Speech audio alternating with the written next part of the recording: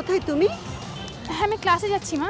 তোমার সাথে আমার রাতে কথা হবে, আর অনেক মিথ্যে কথা তোমাকে বলতে হবে, তখন সেগুলো একটু প্র্যাকটিস করে নিও, কেমন? কোনো রকম কোনো সংবাদ পেলেন না? না বেআইন, গ্রামেও খবর পাঠিয়েছি, ওখানেও যাইনি। হাসপাতাল, থানা, কোথাও খোঁজ পেলাম না। রওশন গেছে পত্রিকায় বিজ্ঞাপন দিতে, কাল ছাপা হবে। কি বিপদ? মানুষটা বেঁচে আছে না মরে গেছে? গতকাল ভোরবেলা তো পার্কে আমার সঙ্গে দেখা হলো। আমি অনেক কথা বলার চেষ্টা করলাম, কিন্তু ও আমাকে এড়িয়ে গেল। ঠিক চিনল বলে মনে হলো না। তারপর সোজা রাস্তা দিয়ে হেঁটে চলে গেল।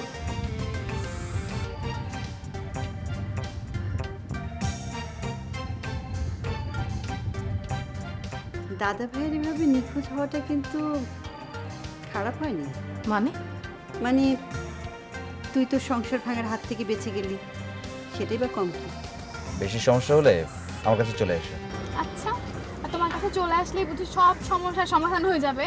এসেই দেখো, আগামে তো ভাবনা ভেবে কি লাভ? আদি, তুমি অনেক দুষ্ট। আমার ভয় হচ্ছে আনিস, বাবা যদি নিজেকে শেষ করে দেয় তাহলে কি আমরা লাশটাও পাবো না? পত্রিকায় ছাপা হলেই দেখবে 24 ঘন্টার মধ্যে সব খবর হয়ে গেছে। টেনশন করো না, যাও। তোমার কথাই যেন সত্য হয়।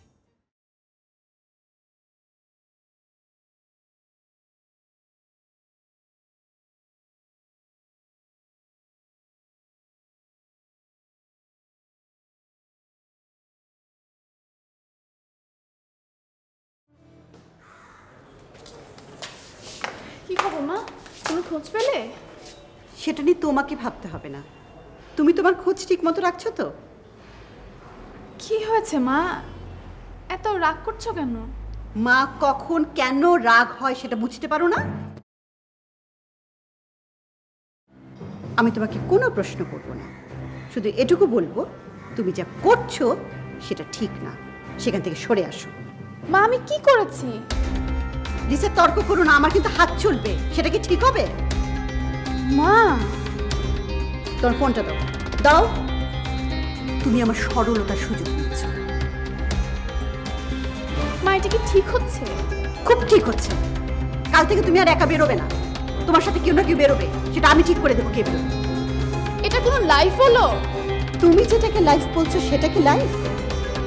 শোনো লিসা, আমি তোমাকে খুব ভালোভাবে বলছি, তুমি যদি আমার কথা মতো সরে না আসো তাহলে তোমাকে ত্যাগ করতে কিন্তু আমার একটু কষ্ট হবে না। অবাধ্য সন্তানের যন্ত্রণা চাইতে তার সাথে সম্পর্ক ছেদ করা অনেক ভালো, অনেক শান্তি।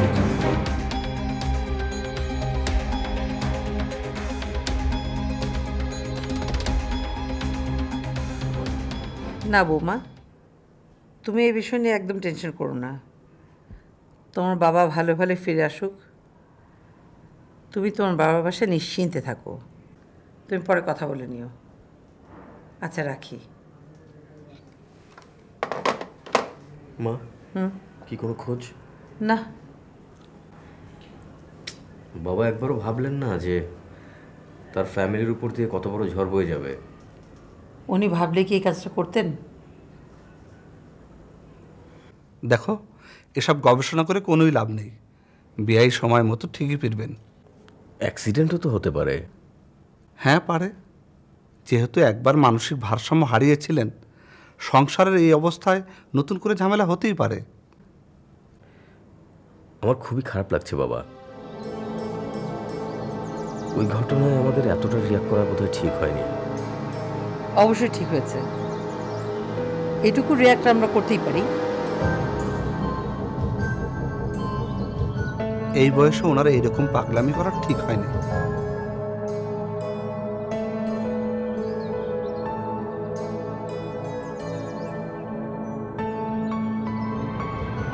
আচ্ছা বাবা, তুমি একটু খোঁজ করো না।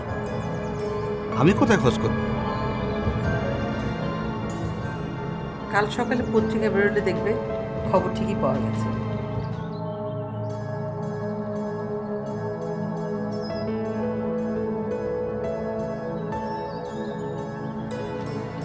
তোমার একবার ওই বাড়িতে যাওয়া দরকার ছিল। তুমি তো গেছো, আমি যে কি করব? আমি তো আর জাদুকর না যে অনুর বাবাকে এনে দেব। আর বিষয়টাতে আমি খুবই বিরক্ত হয়েছি। বিয়ে কাজটা খুবই বাজে করেছে।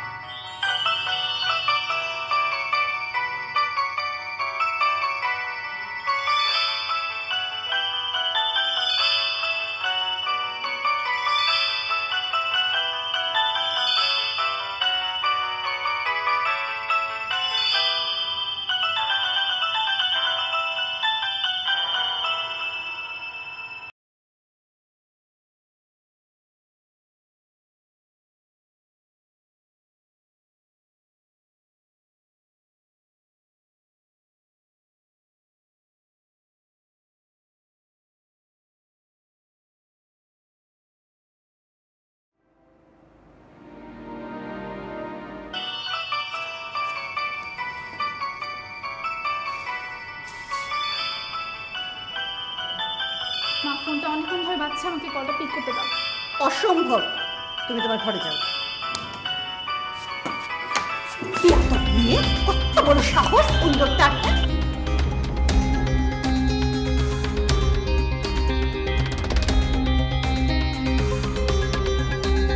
আমি ব্যাংক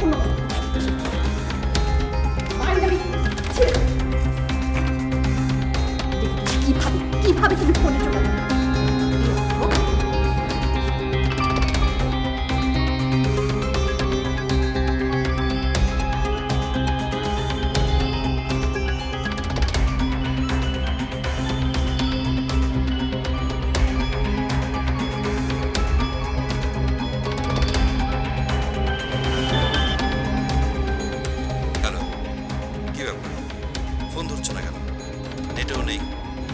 ফেসবুকে আসো, আসছো, চ্যাটরুমে আসো।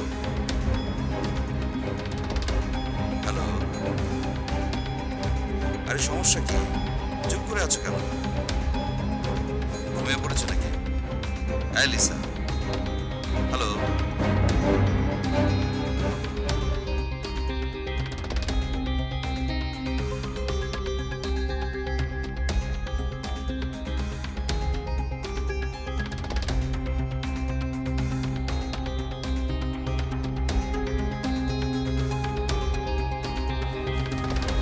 সহ্যের সীমা আছে।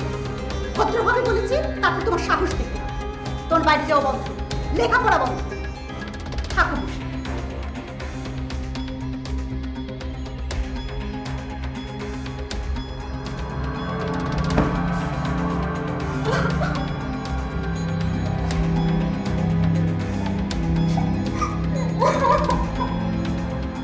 কি হচ্ছে?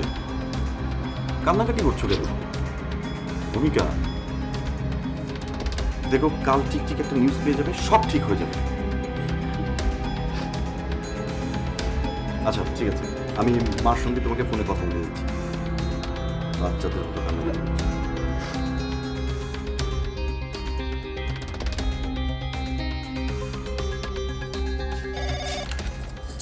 হ্যালো।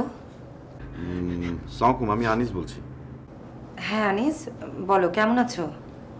জি আমি তো ভালো আছি, কিন্তু ভূমি অনেক কান্নাকাটি করছে, একটু কথা বলুন না ওর সঙ্গে। হ্যাঁ জি। হ্যালো। হ্যাঁ ভূমি বলো। কান্নাকাটি কেন করছিস? আমার কিছু ভালো লাগছে না। তাহলে এই বাসায় চলে আয়, আমি আনিসকে বলে দিচ্ছি, তোকে নামিয়ে দিয়ে যাবে। হ্যাঁ না, তাহলে কান্নাকাটি না করে এখন ঘুমিয়ে পড়, কালকে ইনশাল্লাহ একটা ভালো খবর পাওয়া যাবে। আমার কোনো কিছু ভালো মনে হচ্ছে না। কি ভালো মনে হচ্ছে না? কিছু না।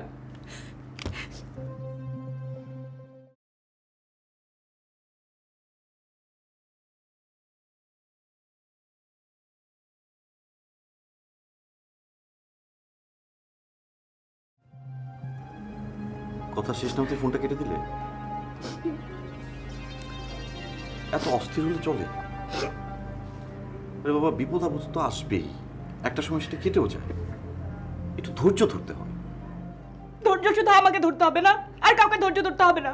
সে পড়ালেখা শেষ হওয়ার পর থেকে যদি ধৈর্য ধরো, সব বিপদ আপদ শুধু আমাদের উপর। কবে শেষ একটু ভালো করে যদি মনে করতে পারি না। তুমি এত অস্থির হো না, প্লিজ প্লিজ শান্ত হও।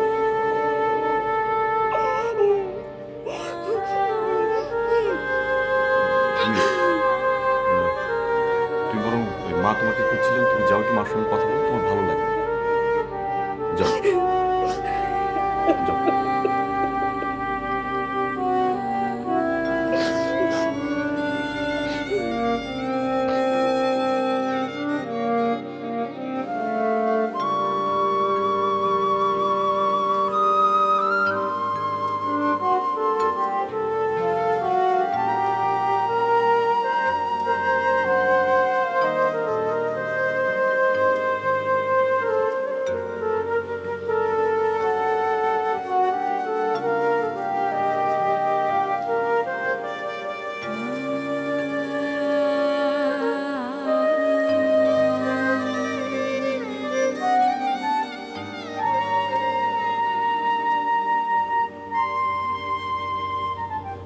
লিসা, চলো খেতে চলো, খাবার রেডি।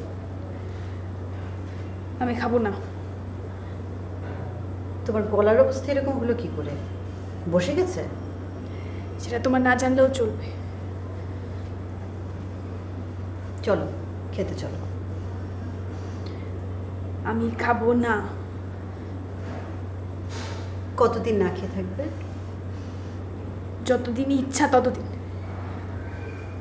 ঠিক আছে, আমি দেখবো তুমি কতদিন না খেয়ে থাকতে পারো। কাল থেকে আমি তোমাকে খেতে ডাকবো না। থাকো তুমি তোমার মতো।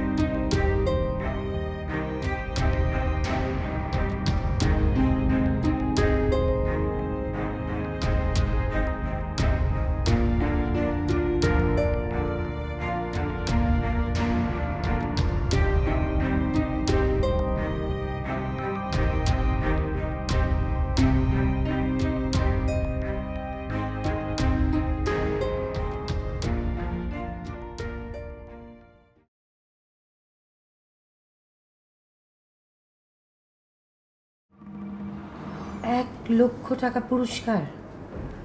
রসন এটা কি করলো? এখন 1,00,000 টাকা আমরা কোত্থেকে দিব?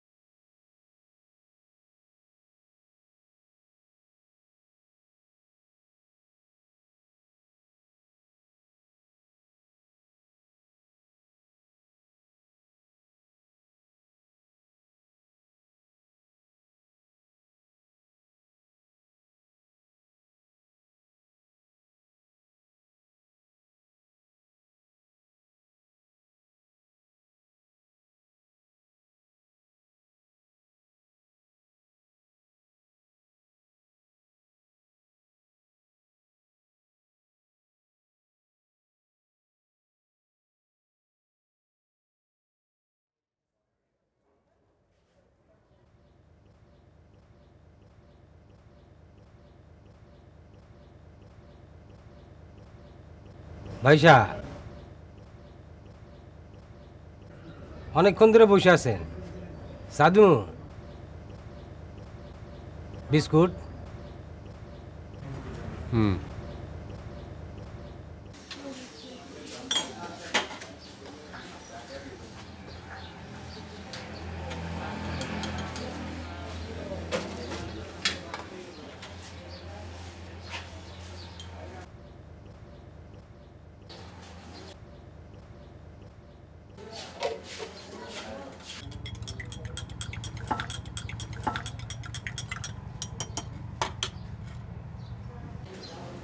ভাইসা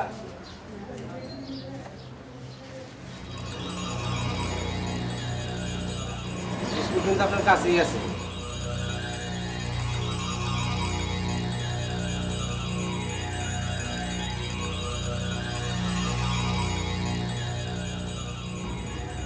কিরে সাধু না